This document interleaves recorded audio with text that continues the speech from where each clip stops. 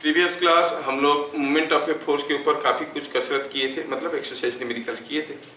और मैं चाहता हूँ कि एक दो क्वेश्चन आप करो, फिर उसके बाद एक इंटरेस्टिंग चीज़ पढ़ाएंगे, physical balance and spring balance. Physical balance समझते हो ना, जो तराजू है नहीं, उन दोनों के बारे में कहानी हम लोग पढ़ेंगे। लेकिन उससे पहले मैं चाहूँगा कि आप एक दो छोटे छोटे क्वेश्चन करो जो तुम्हारे लायक। पहला क्वेश्चन ऐसे दिया है कि यहाँ पे कोई एक डंडा है, ओ डंडा थोड़ा अच्छा वाला लेता हूँ, ये वाला डंडा, ये कोई डंडा है और दिया है कि ये मीटर स्टिक है, मतलब this is 0 centimetre mark and this is 100 centimetre mark, ठीक है। और यहाँ पे मतलब कहाँ पे, यहाँ पे मतलब एट दी 20 सेंटीमीटर मार्क क्या हुआ है, हमने एक थ्रेड लगाया और इसको ऐसे झुलाया, समझ में आया। और यहाँ पर भी एक थ्रेड लगाया, उसको ऐसे झुलाया, ठीक है। क्या दिया है, दिया है क्वेश्चन में, ये क्वेश्चन को ध्यान से देखना, ये क्वेश्चन में क्या दिया है, जो मीटर स्टिक है उसका मास भी दिया है और दिया है कि यहाँ पर मैंने क्या किया, एक थ्रेड से कोई एक ब्लॉक को झुला दिया, कितना मास का है, 2 kg का। यहाँ पे मतलब कहाँ पे, 80 सेंटीमीटर मार्क पूछा। क्या दिया, अरे ये तो रॉड निकल गया इसमें से, ये निकल गया अंदर आओ, यस थ्रेड से निकल गया था, गिर जाता है, हाँ ठीक। तो क्या दिया है, दिया है कि AB एक बार है, here AB is a uniform meter stick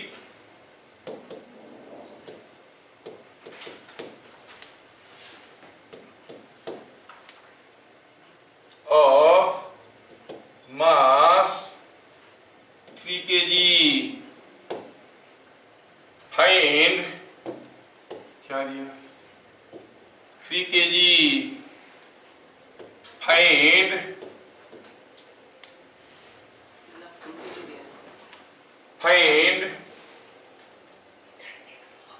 tension T1 and T2.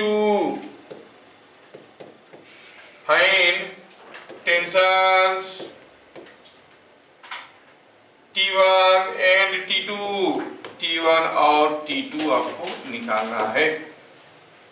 क्या क्वेश्चन समझ में आया? यहाँ पर कोई 2 kg का मास झूल रहा है, लेकिन ये जो मीटर स्टिक है उसका मास है 3 kg।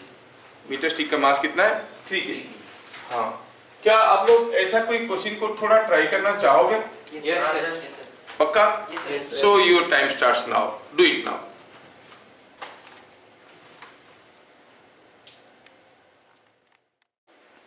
आप लोग आंसर बना चुके हो, कितना मस्त है। लेट मी डू इट, जिनका नहीं हुआ उनके लिए। अब ये जो मीटर स्टिक है उसका मास दिया है 3 kg, मतलब कहां पे उसका वेट आ रहा होगा, at the centre of mass, नहीं कहां पे, यू से एट 50 सेंटीमीटर मार्क। क्या है वेट, 3 kg मास है, तो 3 इंटू जी को हम लोग 10 लेते हैं तो हो गया 30 न्यूटन। अच्छा ये बात है,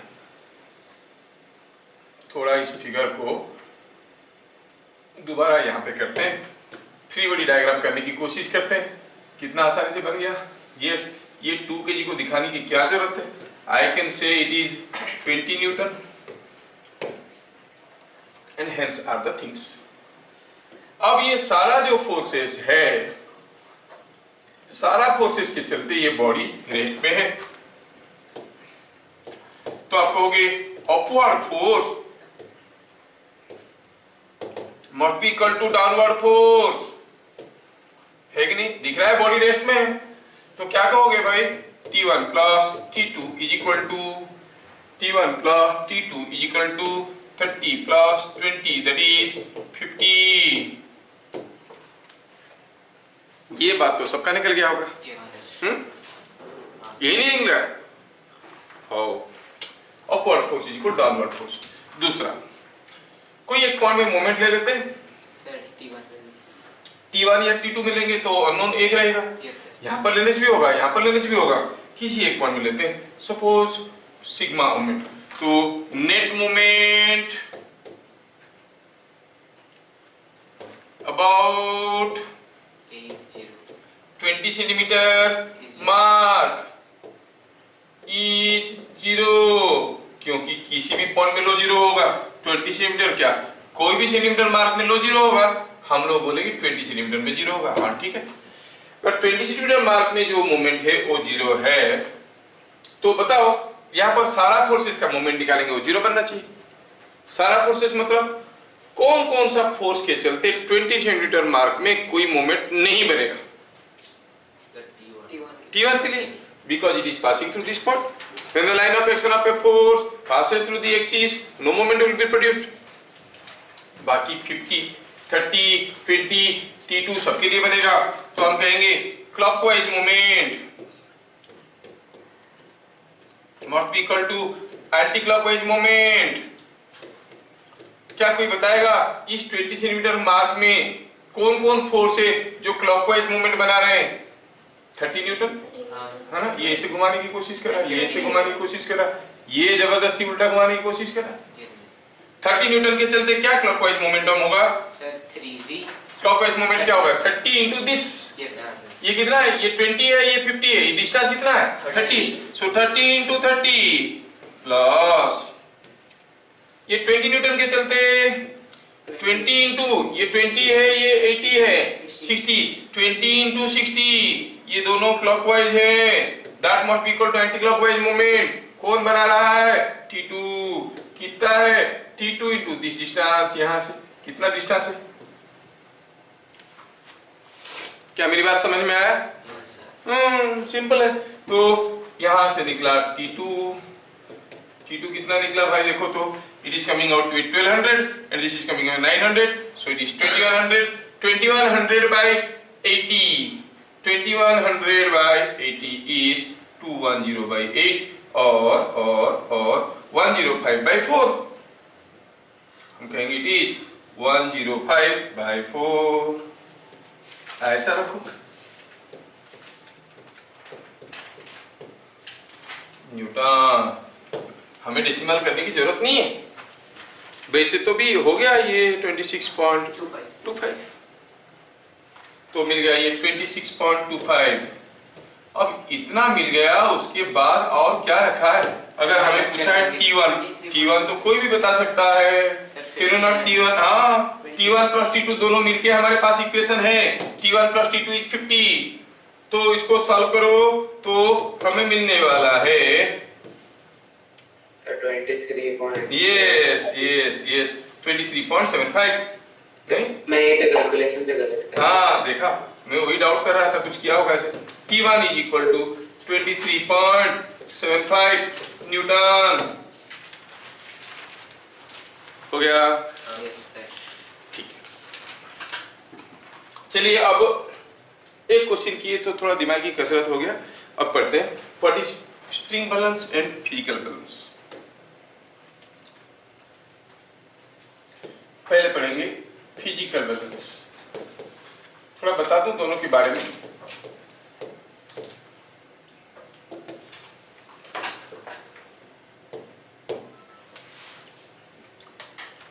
फिजिकल बैलेंस कौन सा होता है? ये होता है, ये आप देखे होंगे तराजू ऐसे वाला,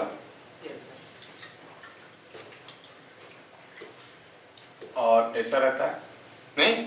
और स्प्रिंग बैलेंस कैसे होता है? स्प्रिंग बैलेंस में ऐसा होता है, एक स्प्रिंग होता है और इस स्प्रिंग से यहाँ पर एक पॉइंटर लगा रहता है और यहाँ पे कोई स्केल लगा रहता है ऐसे, ठीक है, और यहाँ पर एक हुक रहता है और ये स्केल पे हुआ क्या? रीडिंग लिखा गया है ना। मान लो कि यहाँ से शुरू हुआ 0, 0, 1, 2, 3, 4 ऐसे करके इसके ऊपर रीडिंग लिखा रहता है। समझ में आया क्या? मतलब जब हमने स्प्रिंग में कुछ भी नहीं झुलाए हैं, सब कुछ ऐसा, ये रीड कर रहा है इसको। और यहाँ पर अगर हम कोई चीज को झुला देते हैं, सपोज हम कहेंगे कि कोई एक चीज को यहाँ पर हम झुला दिए, तो क्या होगा, लंबा हो जाएगा, इसको हो जाएगा, हो जाएगा। हाँ, तो चलो मानते हैं कि ये स्प्रिंग जब यहाँ पे था तो ये था रीडिंग 0 था। जब इसमें हम कोई मास झुला दिए, जब कोई मास इस पे हम झुला दिए, तो क्या हो गया, ये खींचने लगा नीचे और आ गया यहाँ पर। मान लो कब ऐसे हुआ, जब हम इसमें कोई एक ब्लॉक को झुला दिए, तो उसका रीडिंग कितना है, ये समझ में आ रहा है, this is the reading. So this is the spring balance. इसमें क्या करते हैं, इसमें कोई वेट को डालते हैं एक तरफ, स्टैंडर्ड नोन वेट को डालते हैं जिसका मुझे मालूम है ना, और इधर आलू या जो भी चीज को मेजर करना है उसको डालते हैं। और जब ये पॉइंटर सीधा वर्टिकल हो गया, हम कहते हैं हाँ काम बन गया। These are the two things we used to do। अब थोड़ा सोचें, स्प्रिंग बैलेंस क्या मेजर करता है, फोर्स, वेट, मास, वेट। देखो तो अगर मैं ग्रेविटी फ्री रीजन में चले जाऊंगा तो ये मास का कोई वेट रहेगा क्या, नहीं रहेगा, वेट नहीं रहेगा। सो ये खींचेगा नहीं तो 0 में ही रहेगा, मतलब नीचे क्यों आ रहा है, बिकॉज ऑफ द वेट। अच्छा, स्प्रिंग बैलेंस आपको अर्थ पे ज्यादा रीडिंग दिखाएगा कि मून पे, क्योंकि मून पे जी और भी कम हो गया, रीडिंग कम दिखाएगा, है नहीं। तो स्प्रिंग बैलेंस मेजर्स वेट, ठीक है। तो स्प्रिंग बैलेंस के बारे में थोड़ा सा 2 लाइन लिखेंगे और आगे बढ़ेंगे। ए स्प्रिंग बैलेंस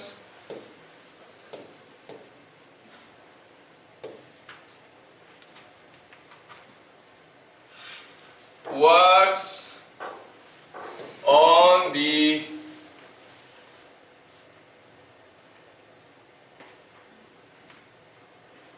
principle of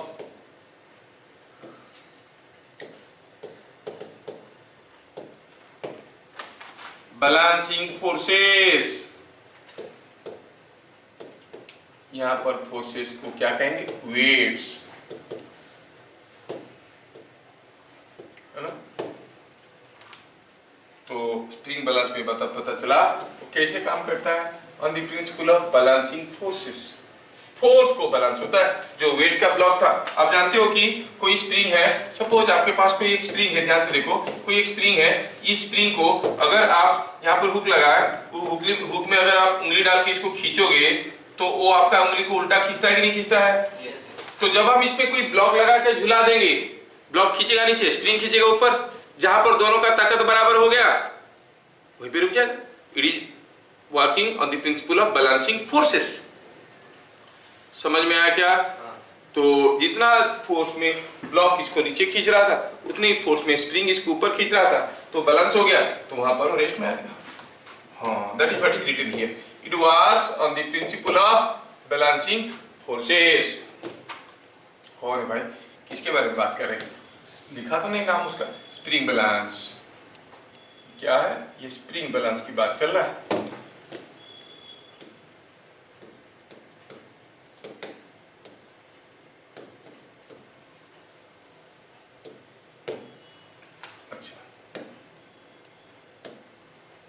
अच्छा,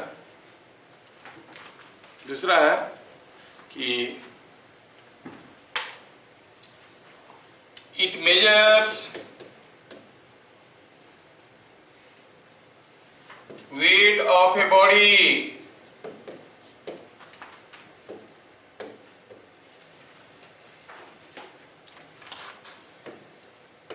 for same body.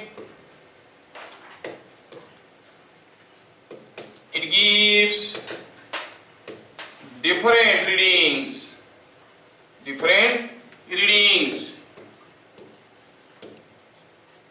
on earth and moon। अर्थ और मून पे ये अलग अलग रीडिंग देता है। सर दूसरे प्लेनेट पे तो और भी कुछ देगा, हर जगह जहां पर जैसे ही एक्सीलरेशन ग्रेविटी बदल गया तो आपका ये बदलते जाएगा। समझ में आया? अच्छा, ठीक है। दूसरा वाला क्या है, फिजिकल बैलेंस, जिसके बारे में हमें थोड़ा डिटेल्स में देखना है। क्या है ये फिजिकल बैलेंस?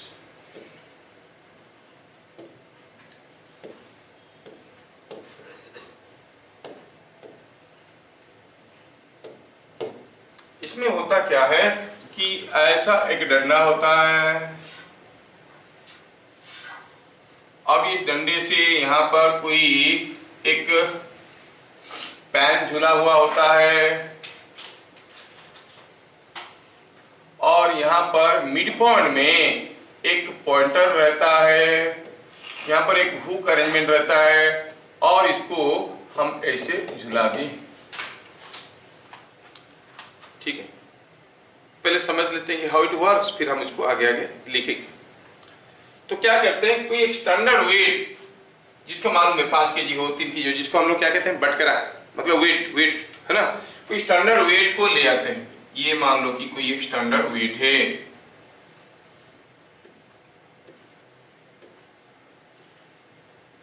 एक स्टैंडर्ड वेट है, इसको मैं क्या किया, इधर लिखो, इसके ऊपर 5 केजी, 5 केजी, ये 5 केजी का मास का जो वेट है, थोड़ा रंगीन बना दो तो शायद आपको समझ में आएगा जल्दी जल्दी। ऐसा ही कलर रहता है, ऐसा ही रहता है कलर। ये वो तो रस्ट हो जाता है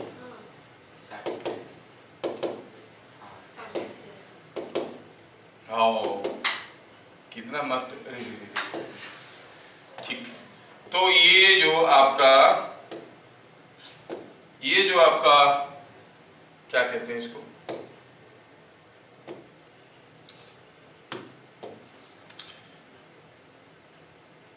जो बैलेंस वेट है, इसको मैं क्या करता हूं, इसको लेके इधर रख देते हैं।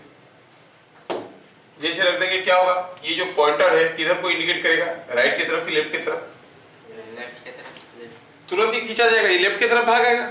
हम लोग क्या करते हैं, इसको इधर डालने के बाद आलू डालने लगते हैं। आलू खरीदना है, नहीं आलू खरीदना है, आई टेक सो मेनी आलू, गोल गोल देख के गुपचुप मत समझो, गुपचुप ऐसे नहीं खरीदते हैं, है ना, आलू खरीद रहे, वी टेक सो मनी आलू। अगर ऐसे आलू भरने के बाद आलू का मास कितना है मालूम नहीं है, इधर क्या है मास 5 केजी और इधर क्या मास है सपोज m, तो जब ये बोलेगा कि हाँ ले लो हो गया, कब बोलता है, जब ये पॉइंटर वर्टिकली इंडिकेट करता है, नहीं जब ये पॉइंटर वर्टिकल हो गया आपको हाँ हो गया ले लो, देखो बराबर वजन कर दिए। अब ये हाल में ये जो हम बीम यूज किए, इसको फिजिकल बैलेंस को अदरवाइज कहते हैं बीम बैलेंस, ये बीम है, इधर का लेंथ L है तो इधर का भी लेंथ L है। अब हो क्या रहा है कि यहाँ पे जो आपका वेट है, जो weight of the body here, weight of the body here is acting like this, यहाँ पे इसका वेट यहाँ पे एक्ट कर रहा है और ये पॉइंटर सीधा हो गया, मतलब इधर जो वेट था वो क्या था 5 इंटू जी, इधर m मास का है तो m इंटू जी। समझ में आ रहा है? कुछ लोग ध्यान से नहीं देख रहे हैं, बहुत मारेंगे दौड़ा दौड़ा, हाँ। तो इधर 5G है, इधर mg है और ये ऐसा है, ऐसा क्यों, क्योंकि 5G इधर से ऐसे घुमाने की कोशिश कर रहा है, mg इधर से ऐसे घुमाने की कोशिश कर रहा है। ये जितना मूवमेंट बना रहा है ये अगर उतना ही मूवमेंट बनाएगा ये नहीं घूमेगा। समझ में आया क्या? तो ये कितना मूवमेंट बना रहा है, हम कहेंगे movement of 5G about this is a clockwise movement. तो क्लॉकवाइज मूवमेंट कितना है, आपको कहोगे clockwise movement is force into distance, distance of line of action of force. जो क्लॉकवाइज मूवमेंट हुआ that must be equal to anticlockwise movement. Clockwise movement कितना हुआ 5G into ये डिस्टेंस कितना है, फोर्स तो इस लाइन पे आ रहा ना, force is acting on this line, force is acting on this line, ये लाइन पे आ रहा है फोर्स, तो डिस्टेंस कितना है L, इधर का फोर्स डिस्टेंस कितना है L, तो आप कहोगे 5G into L is equal to mg into L, GL गए, क्या मिला 5 इज इक्वल टू और m इज इक्वल टू 5। तो mass of the potato you have purchased is equal to 5 kg। So इससे क्या कंक्लूजन मिला? m is equal to 5 kg, है कि नहीं? तो यहां से ढेर सारे चीज आपके सामने में रखा और मैं अभी आपको पूछने वाला हूं। Spring balance measures the weight of a body. Principle क्या था? Principle of balancing forces. ये क्या मेजर करता है? मास और वेट। मास मेजर करता है। जब आप बाजार में जाते हो क्या मांगते हो? 2 kg आलू दो कि 20 न्यूटन आलू दो? 20 न्यूटन मांग के देखो तो आलू फेंक के मारेगा वो, है ना? तो आप कहोगे कि 2 kg आलू दो, मतलब यू आर परचेजिंग मास, नहीं? हाँ, तो क्या क्या कहेंगे पहला स्टेटमेंट? लेकिन हम इसका मास पता कर पाए इसलिए क्योंकि हमारे पास 5 kg वाला एक बटकरा था, एक वेट था। So it measures mass by comparing it with other standard masses. लेकिन वहां पर वेट निकलने के लिए कोई कंपैरिजन था क्या? सीधा सीधा रीडिंग दे रहा था। किसमें? स्प्रिंग बैलेंस में। हाँ, तो ये लिखना है। तो पहला चीज में क्या लिखा? It measures mass of a body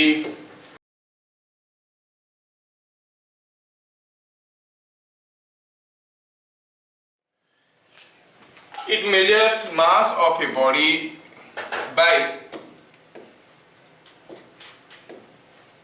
comparison with a standard mass। क्या मेरी बात सबको समझ में आया? Is it understood? Comparison with standard mass. अगर ये बटकरा नहीं होता था हम आलू 5 kg ला पाएंगे? नहीं ला पाएंगे, नहीं? अच्छा, दूसरा है, ये कौन सा प्रिंसिपल में काम कर रहा है? वो था बैलेंसिंग फोर्स, यहां पर बैलेंसिंग मोमेंट्स, है कि नहीं? इट वर्क्स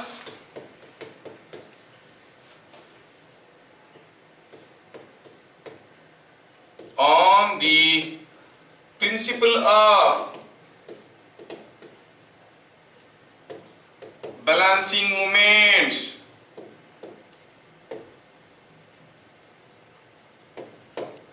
हाँ, ये भी समझ में है। अच्छा, ये क्या अर्थ में और मून में बराबर रीडिंग देगा? यस। कैसे? अर्थ पे जी है, मून पे जी/6 रहेगा और फिर से कैंसिल हो जाए, नहीं? It gives correct reading on Earth and Moon। It gives correct reading। कैसे? क्योंकि G के जगह G/6 हो जाएगा दोनों तरफ। मून पे G का वैल्यू G/6 है, तो G/6 हो या G हो या कुछ भी हो, वो तो कैंसिल हो रहा था ना, तो कैंसिल हो ही जाएगा। m = 5 kg आएगा। So it gives correct reading on earth and moon, दोनों जगह करेक्ट रीडिंग देगा। और पूछेंगे कौन सा बैलेंस करेक्ट रीडिंग देता है अर्थ पे, मून पे, ऐसे करके पूछेगा। स्प्रिंग बैलेंस नहीं देता था। ये 3-4 चीज हम लोग देखे, ठीक है? अब इंटरेस्टिंग पार्ट है कि ये जो बेचने वाले होते हैं ना, बड़े चालाक होते हैं, और जो खरीदने वाले वो नहीं, दो कैटेगरी के, बहुत चालाक या फिर जानते नहीं है, फंस जाते हैं, वो चीटिंग कर देते हैं। वो करते क्या है बेचने वाले, थोड़ा देखें वो कुछ चीटिंग को कैसे हम लोग ओवरकम करेंगे। क्या आप लोग जानते हो कि तराजू में बेचने वाले लोग चीटिंग करते हैं? कैसे चीटिंग करेंगे बताओ? अगर एक पेन के नीचे कुछ मैग्नेट लगा दिया तो उधर वजन ज्यादा हो गया, है नहीं? लेकिन दिख जाता है, जैसे उठाएगा लोग, देखिए क्या लगा नीचे, पूछ लेंगे नहीं पूछ लेंगे? तो क्या करते हैं? वैसे नहीं करते, कुछ दूसरा करते हैं। वो करते क्या है मैं बताता हूं, फिर इसको पकड़ेंगे कैसे हम देखेंगे। देखो, अभी थोड़ी देर पहले हम लोग जो इक्वेशन बनाया, ये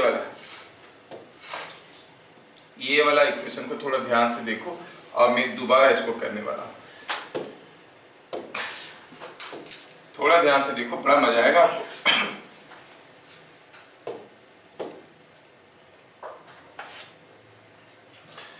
अब हुआ क्या है कि ये जो स्प्रिंग बैलेंस, फिजिकल बैलेंस था, इसको लेके हम रीडिंग किए, 5 kg निकाल दी।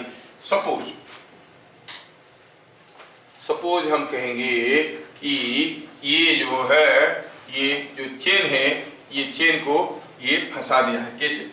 ये जो स्प्रिंग बैलेंस था, थोड़ा ध्यान से देखो मैं क्या कर रहा हूँ। ये डंडे थे, इनको सब निकालो, डंडे दिख रहे हैं, ये तुम जाओ भैया। वो क्या करते हैं, जब आपको खरीदने जाते हो ना तो ये चेन से झुला हुआ रहता है, वो चेन को क्या करते हैं, वो थोड़ा सा फंसा देते हैं। आप देखोगे यहाँ पर लगा रहता है, ये यहाँ पर एक हुक रहता है जिसमें इसको झुलाते हैं, है ना, इसमें इसको झुलाते हैं। जब झुलाते हैं तो सोचो तो ये वाला चीज ये यहाँ से झुलना चाहिए और ये वाला चीज को यहां से झुलना चाहिए, नहीं? लेकिन करते क्या है, वो फांस देते हैं, थोड़ा सा इसको ऐसे घुमा के फंसा देते हैं। चेन में झूलना ना, वो चेन को ऐसे मोड़ के ऊपर से फंसा देंगे। नोटिस किया है? ये चेन झूल रहा है, ऐसे चेन को ऐसे मोड़ के ऊपर से फंसा देंगे। कभी नोटिस करना, बड़े चालाक से जब नीचे से उठाएंगे ऐसे फंसा के ही उठाएंगे ताकि चेन इधर से फंस रहा है और ऐसे झूल रहा है। तब होता क्या है, चलो हम मानते हैं कि चेन को हम फंसा दिए थोड़ा सा, मतलब इसको यहां पर झुलाने की बजाय मैं क्या कर रहा हूं, मैं यहां पे झुला रहा हूं। Are you getting? अब सोचो, ध्यान से सोचो और देखो, वो हमें चीट नहीं कर पाना चाहिए। हम लोग जागरूक कस्टमर है। ये डिस्टेंस L1 है, क्या अब L1 और L2 बराबर है? नहीं है, they are different. What is more, L1 और L2? L2 is more. Now go back to the equation again. क्या हो रहा है, हम L कैंसिल कर दिए थे, अब L को कैंसिल नहीं कर सकते। Now we can not cancel the value of L because ये था L1 और ये क्या था L2 पड़ा था, G कैंसिल हो गया। देखो तो हो गया ना। अच्छा, तो M का वैल्यू क्या हो गया, M का वैल्यू हो गया 5। ये L कैंसिल नहीं होंगे, 5 L1 by L2। बताओ L1 by L2 is more than 1 or less than 1? भाई L1 छोटा है, less than 1 into 5 is less than 5 or more than 5?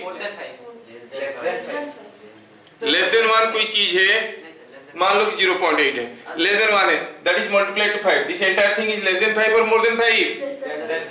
आप क्या लाए मास, लेस देन 5 kg का, वो दिखा दिया, देखो कांटी सीधा है। आप तो इसको देख रहे थे, इधर ये फंसाया था, समझ में आ रहा है? थोड़ा सा फंसा दिया। तो मान लो कि कोई कॉस्टली चीज ले रहे हो, मशरूम खरीद रहे हो जो कि बहुत कॉस्टली है, प्रॉन खरीद रहे हो जो बहुत कॉस्टली है, उसमें थोड़ा सा भी फंसा दिया तो पता चला 50-100 ग्राम खा गया भी, तो उसका वहां से 50-60 रुपया सीधा चूना लगा दिया आपको, है कि नहीं? ये तो ध्यान रखना कि ये चेन को प्रॉपर्ली और सही जगह पे फंसा के रखा है। समझ में आया क्या? गोल्डस्मिथ के बाद अलग है, बताएंगे, वो अलग है, बताएंगे। गोल्डस्मिथ के ऐसे झुला के करने में उसमें भी बहुत सारा चालाकी है, वो सब देखेंगे। हम बता रहे हैं कि जब वजन कर रहा है, वो अगर मान लो कि आप बेचना चाहते हो, चीटिंग करना चाहते हो और गलती से, क्योंकि ठीक से पढ़े लिखे नहीं हो, तो क्या करोगे, इधर वाले को फंसा दोगे, तो क्या होगा, 5 kg की जगह ज्यादा देके छोड़ दो, 6 kg देके छोड़ दो, घर में आके मैं चीटिंग कर दिया, कितना, -1 kg, वो मतलब मेरा एक्स्ट्रा 1 kg निकल गया, है ना? तो ये चीज ध्यान रखना, जिधर वेट रखे उधर को इसको फंसा देने से उसको फायदा होता है। तो काफी बार ऐसे करते थे वो लोग, लेकिन आजकल भी कस्टमर भी जानने लगे क्यों फंसा रहा है यार, सीधा करो उसको। उनको मालूम नहीं कि फंसाने से क्या होता है ना? तो क्यों फंसा रहा है, सीधा करो। हम जैसे कस्टमर तो पूरा उल्टा बोलते हैं, हाँ सही दिया एकदम सही दिया, रुको इसको इधर डाल दो, इसको इधर डाल दो, उधर नहीं देंगे। वो क्या करेगा, पहले इसको इधर डाल दिया, इसको इधर डाल दिया, वेट को इधर डाल दिया, आलू इधर डाल दिया, वजन कर दिया, बोला कितना हुआ सर आपका, 5 kg हुआ 150 रुपया, suppose 20 rupees per kg, 100 rupees हुआ, बोला हाँ ठीक है। एक काम करो, इसको इधर डालो और आलू को इधर डालो और मुझे 5 kg दो। तब तो उल्टा फंस जाएगा कि नहीं फंस जाएगा?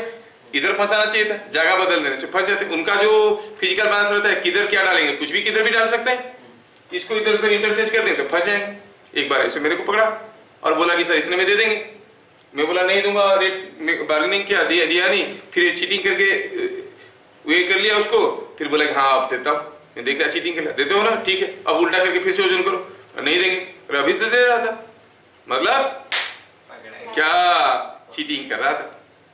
और कुछ लोग जो है बड़े चालाक होते हैं, वो क्या करते हैं ये डंडे को मारपीट के इसको ही छोटा कर देते हैं, वो लकड़ी का लिए हुए आते हैं, इसको घिस घिस के छोटा कर देते हैं। और क्या करते हैं, अब सचमुच में दिखने में यहीं पे ही फंसाएगा, लेकिन L1 is less than L2।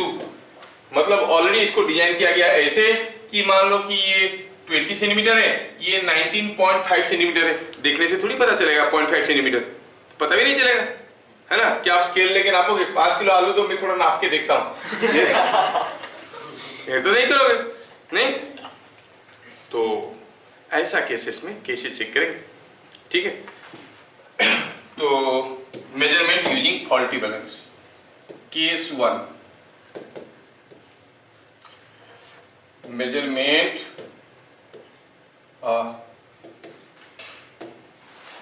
Case 1 क्या दिया है, in case of a faulty physical balance, faulty physical balance, कोई फिजिकल बैलेंस है जो फॉल्टी है। क्यों फॉल्टी है, the arc lengths are unequal, मतलब L1 is not equal to L2।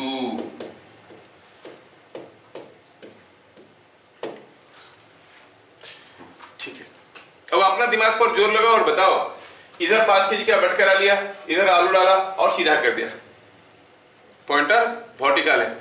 अब उस आलू को इधर ले आएंगे और 5 केजी का बट करा को उधर को ले लेंगे, तो क्या फिर भी सीधा रहेगा? नहीं, क्योंकि आलू तो उस मास का नहीं था, दूसरा मास का था, है कि नहीं, सीधा नहीं रहेगा, टेढ़ा हो जाएगा, है कि नहीं। तो कोई बोल रहा है a block on block of weight, a block kept on left, block kept on left pan is balanced by weight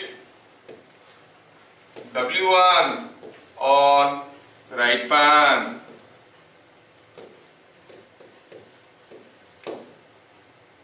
समझ में आया क्या? कोई ब्लॉक को रखे हम लेफ्ट पैन में और बैलेंस करने के बाद दिखने में आया कि राइट पैन में कितना वेट रखा है, W1। क्या बात समझ में आ रहा है? अब सेम ब्लॉक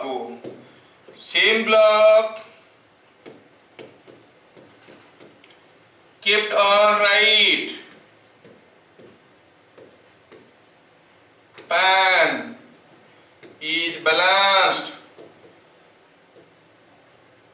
by weight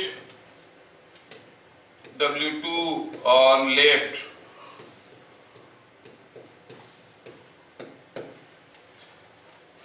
अरे अब इधर डाले कोई ब्लॉक को, इधर रखा तो W1 डालने से बैलेंस हो रहा है, उधर रखा इधर किया तो W2 डालने से बैलेंस कर रहा है, तो फिर एक्चुअल वेट कितना है? How to know the actual weight? आपके पास एक बैग है आलू का, कितना आलू है, इधर आलू डाला, इधर बटकरा डाला तो 5 किलो दिखा रहा है, फिर आलू को इधर डाला, इधर बटकरा डाला तो 6 केजी दिखा रहा है। सही क्या है, कैसे पता करेंगे? Because it's a faulty balance. No, faulty balance मतलब क्यों हुआ ऐसे? क्योंकि लेंथ अलग अलग है। अगर लेंथ बराबर होता तो इधर अगर डालने से 5 केजी रखने से बैलेंस होता है, तो आलू को इधर ले आओ, इसमें 5 केजी डालो तो बैलेंस हो जाएगा। अभी नहीं हो रहा है, तो हमें पता करना है what is the actual wait. What is the actual weight of the block? Let W0 is actual weight of block। मैं फिगर ड्रॉ करता हूं, थोड़ा ध्यान से देखना बेटा। ये है हमारा बैलेंस, ये है हमारा वेट जिससे इसको झुलाया गया है, ये लेंथ L1 है, ये लेंथ L2 है, इधर लगा है पैन, इधर लगा है पैन, और इधर रखा ब्लॉक। क्या मास है उसका? W0। तो इधर बैलेंस किया कितना? इधर बैलेंस किया W1। समझ में आया क्या? इधर बैलेंस किया W1। जब हम इधर रखे W0 तो इधर बैलेंस हुआ W1, है ये? ये केस 1 है। देख लो क्या दिया था, a block kept on left pan is balanced by a weight W1 on right pan. समझ में आया क्या? The same block kept on right pan is balanced by a weight W2 on left pan. ओह कितना खतरनाक, ठीक है। ये हाल इधर W1 से बैलेंस हुआ। दूसरे केस में क्या हुआ? दूसरे केस में हम ये फिगर को दोबारा ड्रॉ करते हैं। I will draw this same figure again. अब ये फिगर में मैं इसको दोबारा किया, बोला कि अभी ब्लॉक को हम दूसरे तरफ रखे। Block was kept on other side, मतलब इधर रहा W0, इधर रहा W0, इधर बैलेंस हुआ। किससे बैलेंस हुआ? W2 से बैलेंस हुआ।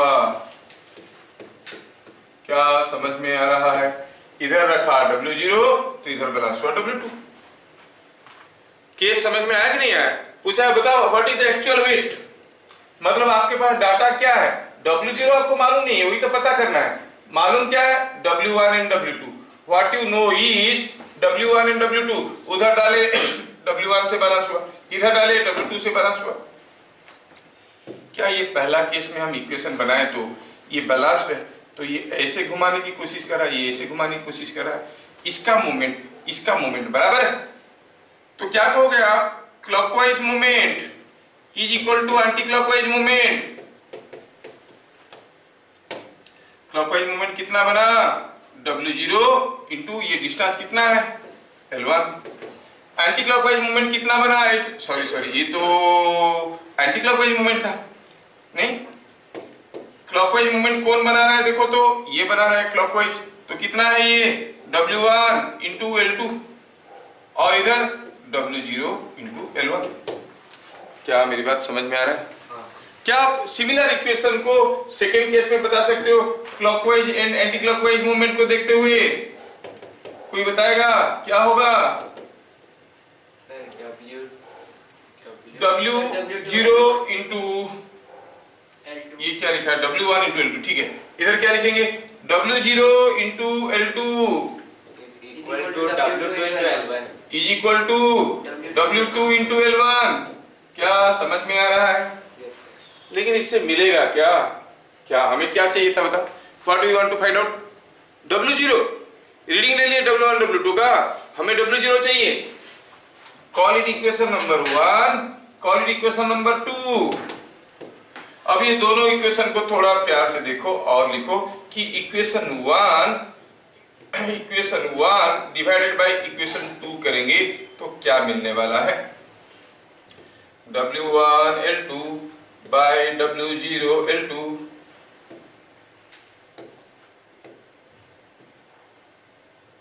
W1 L2 by W0 L2 is equal to, divide कर रहे हैं, W0 L1 bye W2 L1।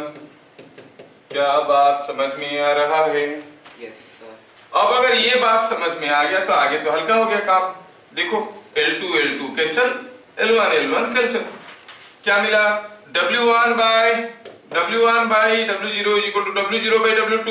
चलो W0 को एक तरफ ले लो, मिलेगा W0 का square is equal to W1 W2। मतलब अगर कोई पूछेगा बताओ व्हाट इज W0 तो आप कहोगे अरे इतना बताने के बाद भी नहीं समझ में आ रहा है, is root over of W1 W2। इधर डाला उधर बैलेंस हुआ W1, उधर डाला इधर बैलेंस हुआ W2। एक्चुअल वेट कितना है? Root over of W1 W2। बात समझ में आया क्या? है ही नहीं इंटरेस्टिंग? हाँ, अगर कोई चीटिंग कर रहा होगा, ये डंडा अलग अलग रखा होगा तो हम कर लेंगे, नहीं? हाँ ठीक है। Let us see case 2. In case of a faulty physical balance, the arm lengths are equal। अब unequal नहीं है, वो क्या किया है? आर्म लेंथ को इक्वल तो रखा है, but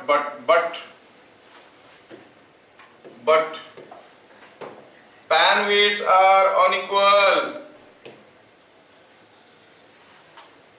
But pan weights are unequal. इसको यहाँ पे रखें. Yes. In case of a faulty physical balance,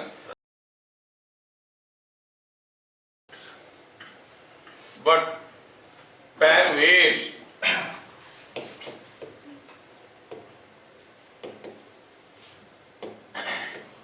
are not same.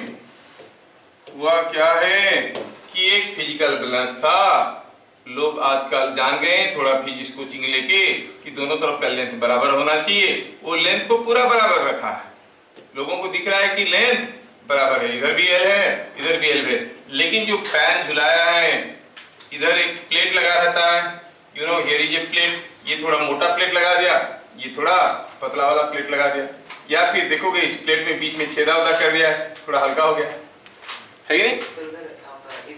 Plan not same, pan weights are not same. तो मान लो कि इधर का वेट है x और इधर का वेट है y, है ना, है कि नहीं? अब क्या हुआ, ए block kept on left pan is balanced by weight W1 on right pan, same block kept on right pan is balanced by weight W2 on left pan। अब एक्चुअल वेट पता करना है, पहला केस में एक्चुअल वेट क्या था, root over of W1 W2, अब actual weight क्या होगा, है ना? चलिए कोशिश करते हैं, ठीक है ना? चीटिंग करने का दूसरा तरीका, नीचे से छोटा सा मैग्नेट लगा दिया या फिर कुछ लगा दिया, एक तरफ का वेट दूसरी तरफ का वेट से ज्यादा है, मान लो कि x कम है y ज्यादा है, तो आप आलू खरीदने जाओगे तो किधर वो आलू डालेगा चीट करने के लिए? सर जहाँ पे कम होगा, जहाँ पे ज्यादा होगा यहाँ पर डाल देगा y के साइड में, नहीं? हाँ, बेवकूफ होगा तो उल्टा डालेगा, तो ये इधर का पैन वेट ज्यादा है उधर आलू डाल देगा, तो पैन का भी अपना वेट है, आलू का कुछ वेट को वो खा जाएगा, नहीं? अब दिया क्या है कि the pan weights are different but lengths are equal। L1 is equal to L2। हाँ, L1 is equal to L2, ये है L1 L2 बराबर है, L1 L2 अब बराबर है, लेकिन pan weights are not same, they are different। ऐसा केसेस में एक्चुअल वेट कैसे पता करेंगे? केस वही है हमारे सामने, कोई ब्लॉक को इधर रखा तो इधर W1 रखने से बैलेंस करता है, इधर रखा तो इधर W2 रखने से बैलेंस करता है। एक्चुअल वेट क्या है समझ में आया? कैसे करेंगे? लेट अस गो फॉर इसका मेथोडोलॉजी, क्या करेंगे, कैसे चोर पकड़ेंगे?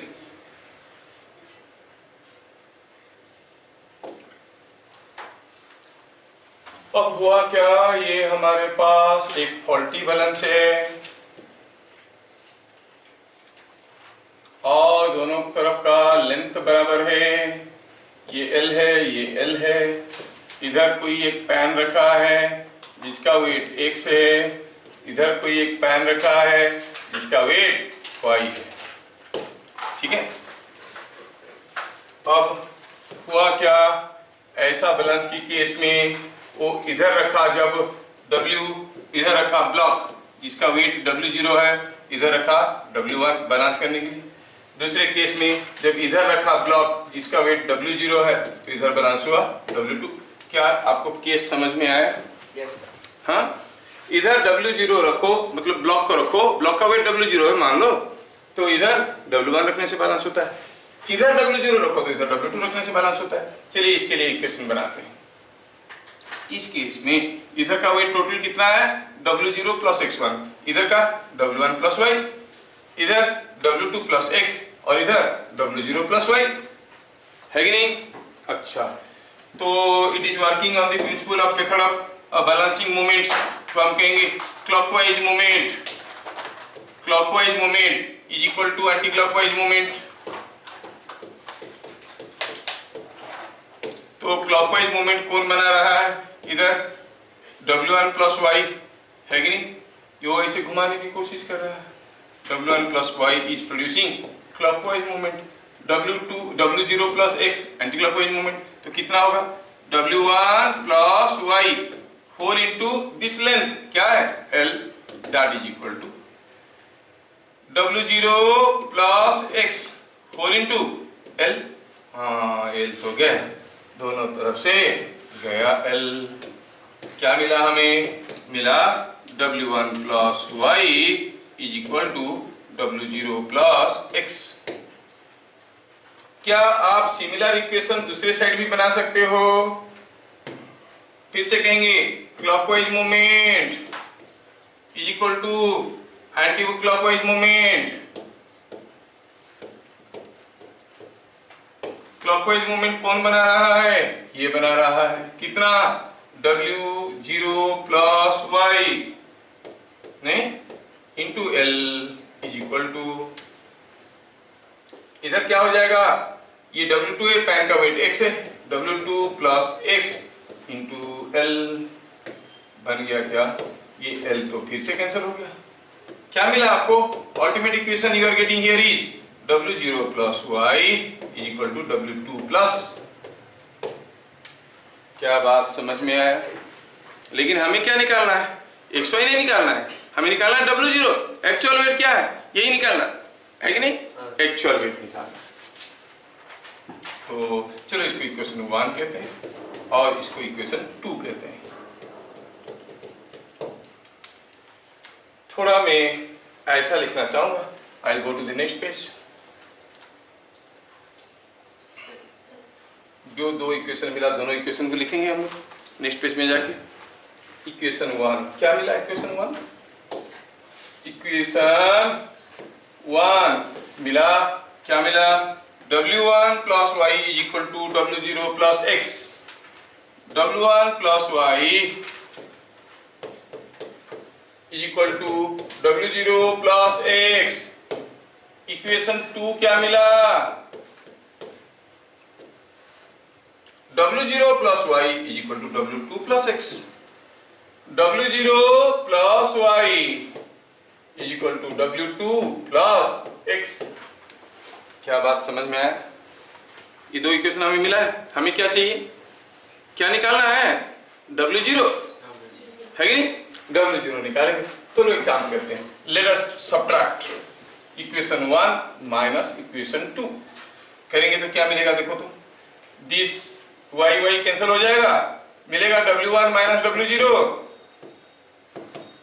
इधर माइनस करो तो क्या मिलेगा? W0 माइनस, मिला कि नहीं मिला? x y कैंसिल हो गए. हो गया ना? हाँ, यहाँ हो गया. तो फिर उसके बाद और क्या है? अब देखो इस W0 को इधर ले आओ, ये वाला W0 को इधर ले लो, इसको इधर ले लो, है ना? इधर ले लो तो क्या मिलेगा? W2 को इधर ले आओ तो मिलेगा W1 plus W2 equal to 2W0. और हमें तो W0 चाहिए था, मिल गया W1 plus W2 by 2. Actual weight क्या है? The arithmetic mean of the weights W1 and W2. पहला वाला क्या था? The geometric mean root over of W1 W2. समझ में आ रहा है? ये चीज है. समझ में आया? तो कैसा भी चीट करने की कोशिश करेगा हम लोग पकड़ने वाले हैं, है कि नहीं? हाँ, तो फिजिकल बैलेंस और स्प्रिंग बैलेंस का डिफरेंस, फॉल्टी फिजिकल बैलेंस का रीडिंग कैसे, रीडिंग देख के एक्चुअल वेट कैसे निकालते हैं, सारा समझ में आया? है ये. तो ये हो गई आपका मूवमेंट का मेथड ऑफ मूवमेंट्स, जो भी था फोर्स का जो टर्निंग इफेक्ट था उसके बारे में सेवा यहाँ पे समाप्त होता है. फिर मिलेंगे अगले क्लास. तब तक के लिए जय हिंद.